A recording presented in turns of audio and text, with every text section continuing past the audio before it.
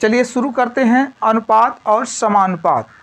सबसे पहले बात करेंगे अनुपात की। अनुपात को समझते हैं, फिर उसके बाद समानुपात को समझेंगे। अनुपात का मतलब होता है दो या दो से अधिक चीज़ों के बीच संबंध होता है, और ये किसी भी प्रकार का संबंध हो सकता है, जैसे संख्या में, जैसे वजन में, जैसे उम्र में, जैसे कमाई में, यानी हर एक चीज़ का हम संबंध बना सकते हैं। जैसे बात अगर करें कि ए अनुपात बी के बीच का अनुपात है 2 संबंध 1, तो इसका ए मतलब हुआ कि ए अगर 2 रुपया कमाता है, मान लीजिए कमाई का हो, तो ए अगर 2 रुपया कमाता है तो बी 1 रुपया कमाता है। अगर यही अनुपात वजन का होता तो हम कहते हैं अगर ए 2 किलो है तो बी 1 किलो है उसके मुकाबले में। लेकिन इसकी रियल वैल्यू क्या थी, वास्तव में ए कितना वजन का था, इसका पता लगाना मुश्किल है बिना डाटा के। ठीक, अब देखिए इसी तरह कह देगा बी और सी का अनुपात, मान लीजिए 3 संबंध 4 है, तो हमसे प्रश्न क्या पूछेगा, कहेगा ए अनुपात सी के बीच का रेशियो बताइए। ए और सी के बीच का रेशियो हमको बताइए। देखिए सबसे आसान तरीका क्या है, आप ए, बी और सी लिख लीजिए साफ साफ। ऐसे में क्या है, 2 और 1, ये तो ए और बी के बीच का संबंध था। जस्ट ऐसे ही बी और सी का आप उतार लीजिए, बी और सी का तो रेशियो 3:4 है, तो उसको नीचे करके लिखते हैं। बी के यहाँ से शुरू करते हैं, नीचे ऐसे करके लिख देते हैं। अब देखिए आसान क्या हुआ हमारे लिए, जिसके बगल में जो फील्ड खाली रहेगा वहाँ पर गिनती को स्थापित कर देते हैं। जैसे 3 के जस्ट आगे एक जगह खाली है तो हम लोग 3 कर देंगे यहाँ पर, और यहाँ पर 1 के सामने एक फील्ड सी के पास खाली एक सीट, तो वहाँ पर 1 को बैठा देंगे। यानी जिस गिनती के अगल बगल जगह खाली होगी वो सरक कर वहाँ पर बैठ सकती है और अपने स्थान पर रहेगी, एक उसका प्रतिरूप वहाँ पर बैठा देंगे। अब देखिए क्या करेंगे, ऐसे ही सीधे सीधे गुणा करते हैं, तो 4 एक कम 4, 3 एक कम 3, 3 दूना 6। इस हिसाब से अब तीनों के बीच जो संबंध आया है वो 6:3:4 हो गया। करेंगे क्या, हमसे तो पूछ रखा है ए और सी का रेशियो आप बताइए, तो ए को उठा लो 6, ए को उठा लो भाई, ए का मान 6, सी को उठा लो, सी का मान 4, तो सी को उठा लेते हैं, सी का मान 4 हो जाता है। तो वास्तव में देखिए जो रेशियो होता है उसको काट कर छोटा करके बताया जाता है। तो अभी कट सकता है किसी गिनती से, तो 2 से कट सकता है, तो काट दीजिए, 2 3 6, 2 दूना 4, तो फाइनली हमारा जो उत्तर आया वो 3 संबंध 2 आया। यानी ए और सी के बीच का जो अनुपात है वो 3 संबंध 2 है। चलिए ऐसे ही और प्रश्नों को हल करते हैं।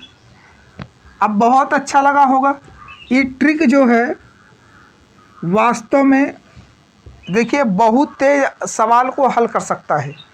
आप जब तक सोचेंगे किसी सवाल को यक्स पर लगाने की या किसी और मेथड से, उसी तरह आप तुरंत अगर ये फॉलो करते हैं हमारा वीडियो देखने के बाद, तो आपका तुरंत 2 सेकेंड 10 सेकेंड के अंदर क्या होगा, सवाल लग जाएगा। देखिए क्या होगा कि अगर हम ए अनुपात बी बराबर 3 संबंध 4 रख दें, चलिए हो जाता है, बी संबंध सी 5 संबंध 6 रखते हैं। अब हमसे पूछेगा कि ए अनुपात सी तब ज्ञात कीजिए, दे रखा ए अनुपात सी हमसे पूछ रहा है ज्ञात, तो हम क्या फिर वही सिंपल सा काम ए अनुपात बी अनुपात सी कर देंगे, उतार लेंगे, इसका मान 3, इसका मान 4, इसका मान 5, इसका मान 6, जैसा जिसका दिया रहे। अच्छा एक बात है कि आप इसको सेटिंग करना पड़ेगा आपको, जैसे ए अनुपात बी पर ख़त्म है तो फिर बी से शुरू होना चाहिए, अगर नहीं है तो आप दूर दूर करके लिखिए, फिर भी अगर एडजस्ट कर पाते हैं तो बहुत ठीक ठाक है। चलिए हम अभी बताते भी हैं, पहले इसको ज़रा देख लें कैसे। अब बताइए इसका फील्ड खाली 4 बना दो, इसका फील्ड खाली 5 बना दो, तो 6 चौके 24, 5 चौके 20, 5 तिहाई 15। तो रेशियो आया 15, 20 और 24 का। हम चाहें तो काट सकते हैं कि नहीं भाई? काट नहीं सकते, किसी से नहीं कटेगा। हमसे पूछ रहा है कि ए अनुपात सी बताओ कितना है। तो ए का मान हुआ 15 और सी का मान हुआ 24। काट देंगे 3 पचे 15, 3 बटे 24। रेशियो कितना आ गया? 5 संबंधित 8 आ गया रेशियो। अब ऐसे ही चलते हैं और अंकों का लेकर। अंक अब बढ़ते चले जाएंगे, आप सीखते चले जाइए। मैक्सिमम देखिए 4 आते हैं, उससे भी ज़्यादा आएगा तो आप जिस कॉन्सेप्ट से सीख रहे हैं उससे ज़्यादा कर सकते हैं सवाल। देखिए अगला अगर सवाल बने, कह दे कि यदि P अनुपाते Q बराबर मान लीजिए 2 अनुपाते 3 है, Q अनुपाते R बराबर 6 संबंधे 5 है, R संबंधे यस मान लीजिए 1 संबंधे 2। चलिए ठीक, हमसे पूछ रहा है कि P संबंधे Q संबंधे R संबंधे S क्या होगा? Question mark. और देखिए 3 का आ गया है, बहुत ही आसान है, कर सकते हैं हम। देखिए P अनुपाते Q अनुपाते R अनुपाते यस, ये हमसे पूछ। अच्छा यहाँ से उठा कर भी पूछ सकता है। आप अगर पी क्यू आर एस का आप लगा पाते हो तो आप एक एक का उठाकर कर सकते हैं, कोई दिक्कत नहीं इसमें। देखिए पी की वैल्यू, पी और क्यू का 2 संबंधे 3, इसका 6 संबंधे 5।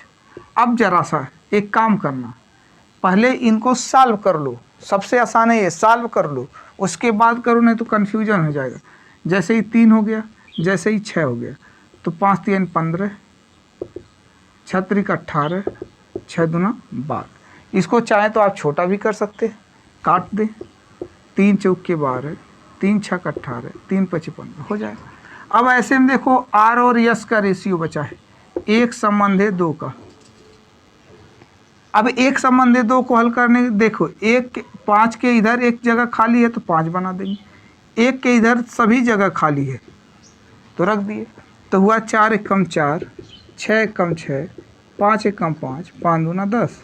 यही हमारा फाइनल आंसर आ गया। कितना भी कठिन क्वेश्चन हो, जिस हिसाब से हम बता रहे हैं, जिस तरीके से समझा रहे हैं, उस तरीके का प्रयोग कीजिए, बहुत लाभ मिलेगा। इस तरीके का प्रयोग करके आप सवाल को सॉल्व कीजिए, अनुपात के ऐसे सवाल तो सॉल्व हो जाएंगे।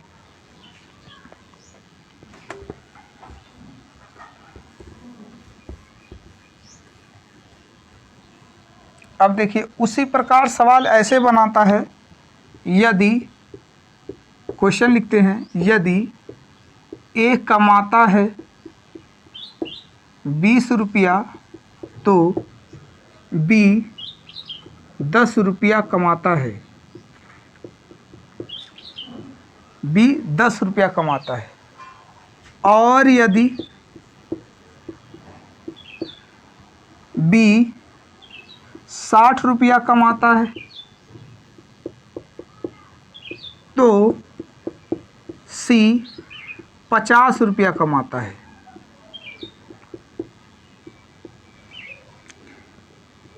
तो कह रहा है ए अनुपाते सी बराबर क्या होगा?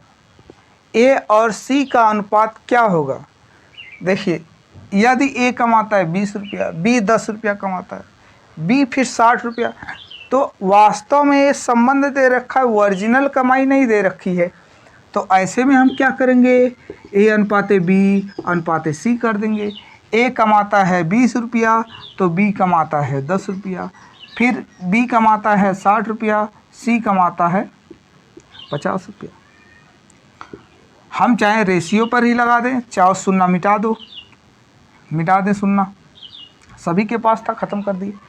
अब देखो 1 यहाँ पर 6 यहाँ पर, इतना तो आप कर सकते हैं। अब फास्ट एंड फ्यूरियस हो गया, 5 एकम 5, 6 एकम 6, 6 दूना 12। पूछ रहा है ए अनुपाते सी ज्ञात कीजिए, तो ए का मान है 12 और सी का मान है 5, इसलिए रेशियो आता है 12 संबंधे 5। ठीक, तो ऐसे सवाल जितने भी आए, वजन पर आए, ऐसे आप रेशियो का लगा सकते हैं। ठीक, कोई दिक्कत नहीं। आगे की ओर बढ़ते हैं, धीरे धीरे हम मिक्सर की तरफ चलेंगे। मिक्सचर अर्थात मिश्रण का सवाल देखेंगे। अगर आपका कॉन्सेप्ट अनुपात पर पूरा सही है तो आप उसको भी कर सकते हो। चलिए देखते हैं भाई।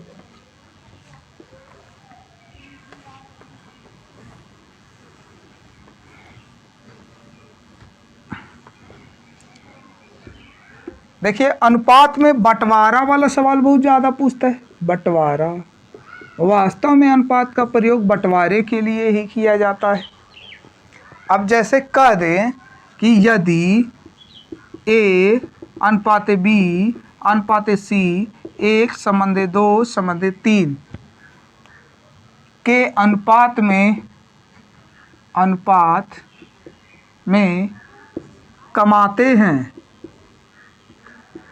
तो यदि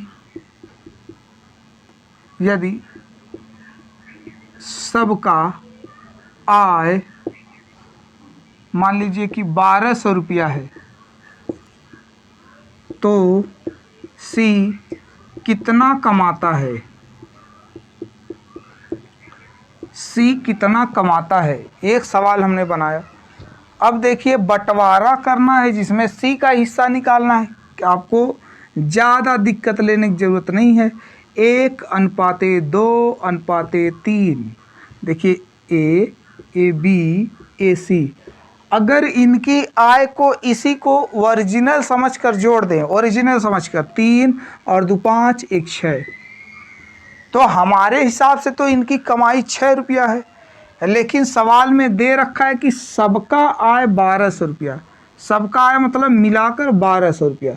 तो 1200 रुपया, तो बताइए कितना गुना, अगर गुना निकालने तो हमारे उत्तर से कितना गुना, तो कहेंगे 200 गुना हमारे उत्तर से। जैसे ही 200 हमने पा लिया, अभी चाबी हमें मिल गई, हम किसी भी ताले को तोड़ सकते हैं। पूछ रहा है कि C कितना कमाता है। C कितना कमाता है? C कितना कमाता है? C 3 रुपया कमाता है। जैसे ही C यानी 3 का गुणा करेंगे 200 में, इसका गुना 200, यानी जिसका पूछे उसमें 200 का गुणा कर दीजिए। 3 दूना 600। इसका मतलब ये हुआ कि C 600 रुपया कमाता है। ठीक, समझ में आई बात? अच्छा, ये पूछ ले कि A और B का कमाई बताइए, A और B का कितना है, तो A और B का तब कितना हो जाएगा? 600 हो जाएगा। पूछेगा कि A का कितना कमाई है, तो 200 का गुणा कर दीजिए। जैसे ही 200 का गुणा करेंगे 200 आ जाएगा। यानी जिसका वो पूछता जाए आप करते जाइए, आपका लग जाएगा। ठीक, तो 600 रुपया यहाँ पर आंसर हो जाता है।